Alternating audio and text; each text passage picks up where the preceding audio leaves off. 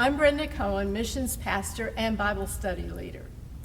And I'm Sandra Sharon, an adult Bible study teacher here at First Baptist. Our Trellis stake for discussion today is entitled Sabbath Rest or Sabbath Day of Rest. And the following conversation and accompanying research is in honor of Reverend Linwood Walters. Linwood was originally called to be the educational director for First Baptist. He and his family came to Gainesville from North Carolina. Then he was our pastoral care minister for a number of years. He was also the spiritual formation leader at First Baptist. Both Brenda and I were in his class. He's still a friend to many in our church and community. Linwood is a person who persuaded Brenda and me to attend the 5-day Academy for Spiritual Formation, where the topic of study was Seeking Sabbath, Keeping Sabbath. We're grateful to you, Linwood, for your fine teaching, your years of ministry, and your cherished friendship.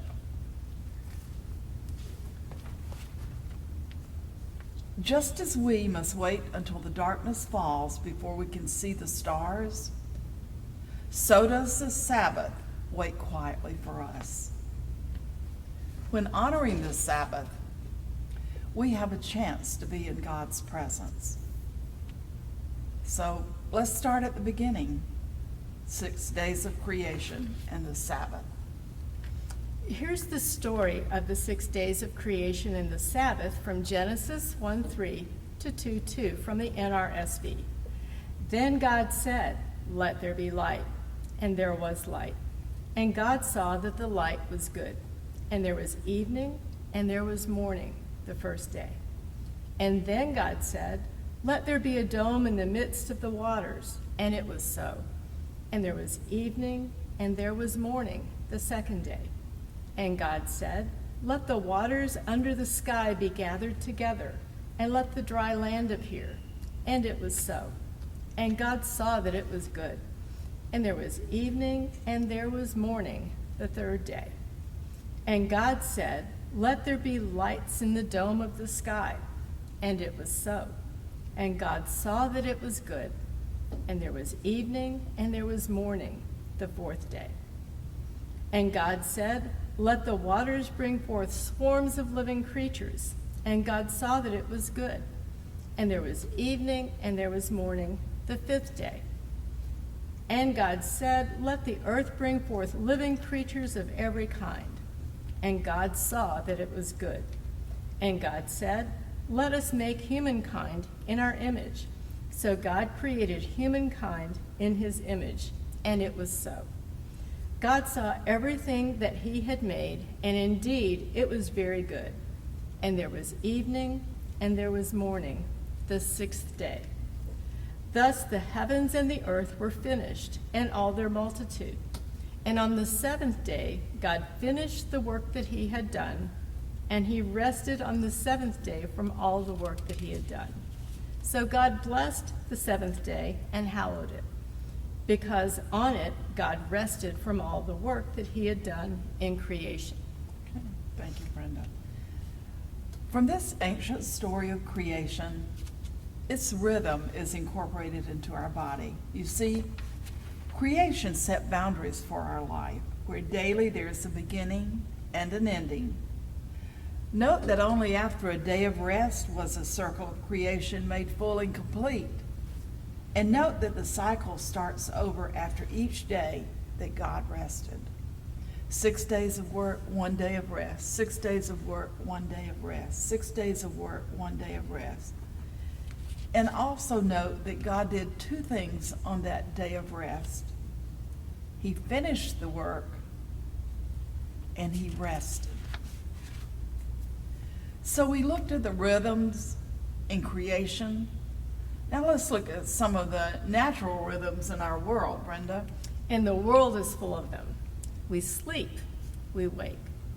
Sun rises, sun sets. Night becomes day. Spring becomes summer. Fall becomes winter. Low tide becomes high tide. Our heart beats, our heart rests. We breathe in, we breathe out. Birds migrate north, birds migrate south. New moon becomes full moon. So in our modern life, there is an expectation of consistency, and that's biblical. But seemingly, in spite of living with all these natural rhythms, we've lost the rhythm of work and rest. We've decided that everything is more urgent than it really is. We've decided that doing something is better than doing nothing. We've decided that good things come only through determined effort and hard work. And we've decided that our desire to succeed is great, and we don't need rest. And because we think we don't need rest, we don't get it. And because we don't get rest, our lives are in danger. We miss the quiet that will give us wisdom. We miss the joy that will give us delight. We miss the sleep that will give us good health. We miss the peace that will provide rest for our body, mind, and spirit. We seem to have lost our way. Why? Well, theologians and scholars tell us that it's because we have forgotten the Sabbath. So, Brenda, what is the Sabbath? Well, in the Christian community and in the Jewish community, we call this rest day a Sabbath day of rest. God gave us this time, this gift of time, work and rest, with rest built into it. You might even say that on day 7, God created a taste of eternity. In that, this day of rest connects us to the eternal in time, where there is utter calmness, serenity, tranquility, and peace. It seems heavenly. Look at some descriptions of the Sabbath. Poetically, it's a time when the mind settles, gentle in the heart. It's a time when we smell the fragrance of rest. It's a time when we let the hurry of the world fall away. It's a time when we say, I'm going to pamper my soul today. It is the great gift waiting to be unwrapped. Symbolically, it is a way of being in time when we remember who we are and what we know. It's a time for honoring the necessary wisdom of dormancy. Even a plant lies dormant in the winter so it can bear fruit in the spring. It is taking a vacation from ourselves. It is a sanctuary in time, or perhaps it is even our refuge. And then, realistically, Sabbath is a biological and spiritual necessity because we must have a time when we restore our bodies and souls. It's a specific practice as well as a starting point to have a conversation about the forgotten necessity of rest. It's a pause for all things obligated. It's elemental kindness to ourselves, our family, and our friends. It's a time for sacred rest. Now, let's define Sabbath. From the Hebrew Shabbat, which means to cease and desist, it comes. Technically, it's a weekly day of rest and abstention from work. It's a way of ordering one's life around a pattern of working 6 days and then resting on the 7th. From the earliest of time, it was a cornerstone of Israelite religious practice. And from 1,000 years later, it was a cornerstone of Christian religious practice. And recently, I read an article that caused me to think of something I'd never entertained. God established the pattern of giving 1/7 of our time back to God as he was doing the work of creation. Let's look at another aspect of the Sabbath. What is the connection between the Sabbath and the Ten Commandments? Well, the Sabbath is a pivot point of all the Ten Commandments. is central to the commandments in that it connects the first three concerning our relationship with God, and it's joined to the last 6 commandments concerning our relationship with each other. Simply put, it's the 4th commandment. I'm reading the following from Exodus 20, 8 through 11. Remember the Sabbath day and keep it holy. 6 days you shall labor and do all your work. But the 7th day is a Sabbath to the Lord your God. You shall not do any work. You, your son or your daughter, your male or female slave, your livestock, or the alien resident in your towns. For in 6 days the Lord made heaven and earth, the sea, and all that is in them, but rested the 7th day. Therefore the Lord blessed the Sabbath day and consecrated it. This is the only commandment that begins with remember. Remember that everything you have received is a blessing. Remember to delight in your life. Remember to stop and offer thanks for the wonder of all creation.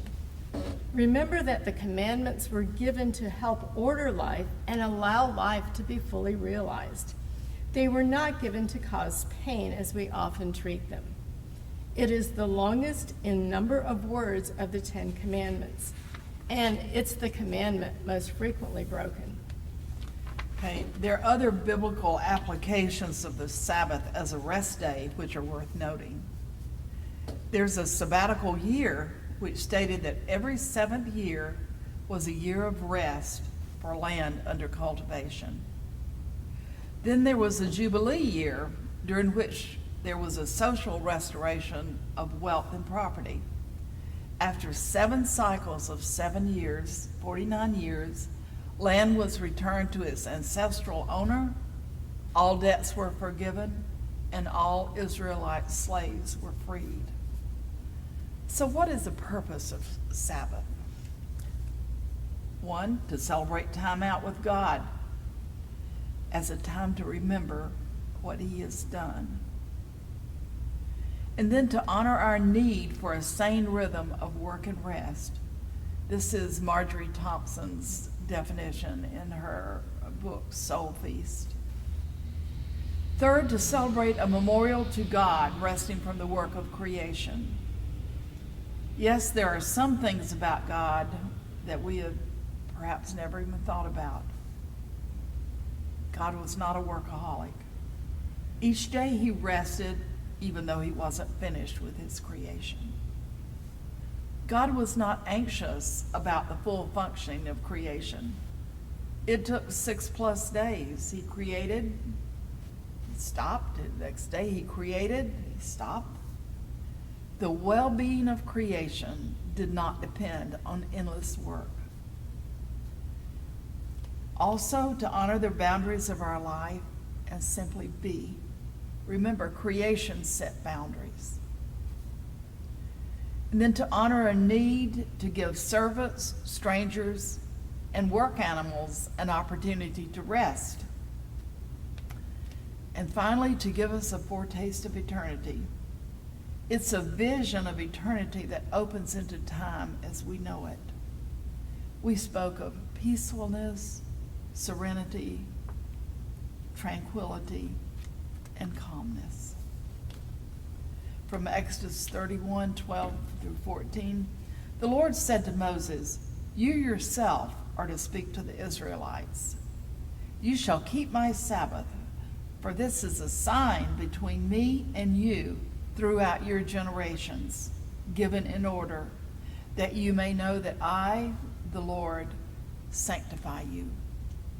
You shall keep the Sabbath, because it is holy for you." Let's look at an extended view of Sabbath.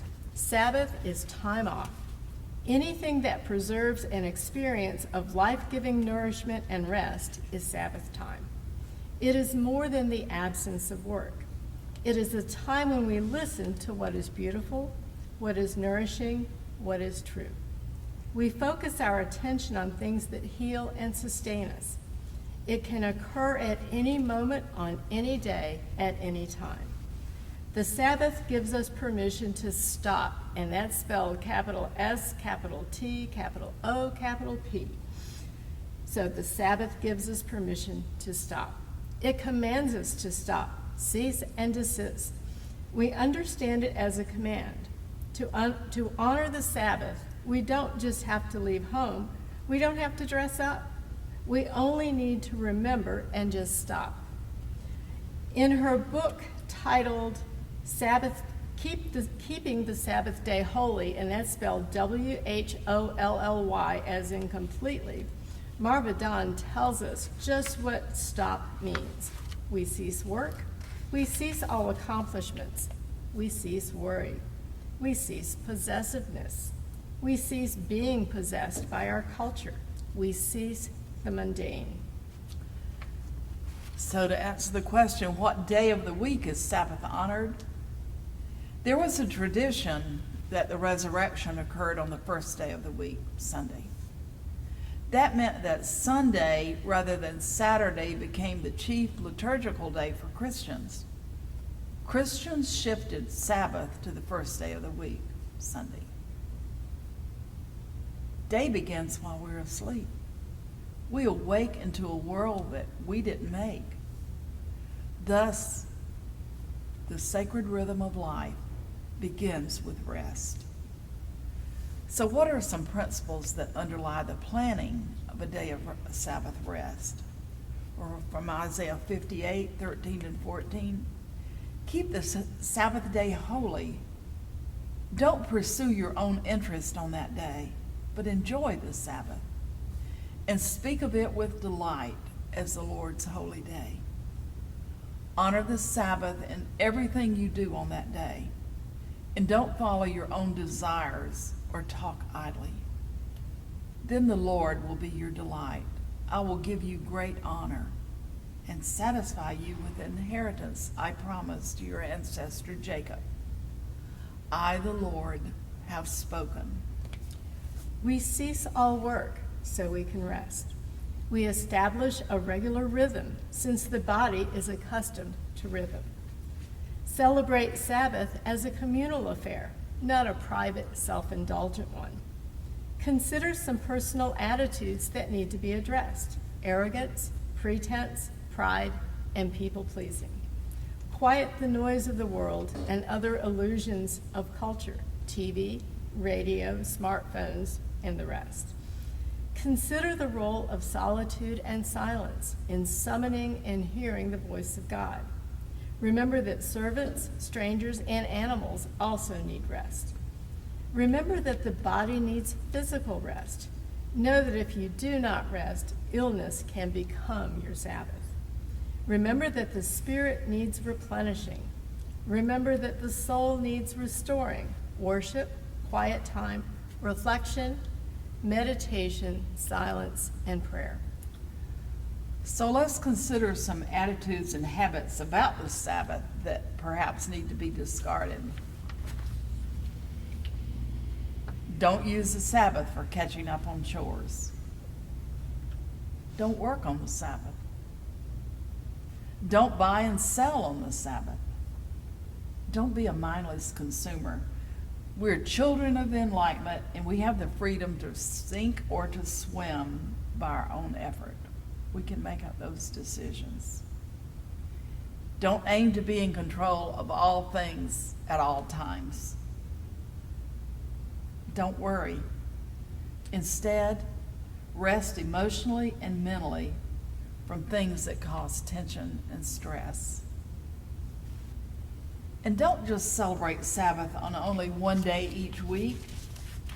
Allow the qualities of Sabbath rest to permeate your daily life. Instead, celebrate moments of little Sabbaths throughout the week.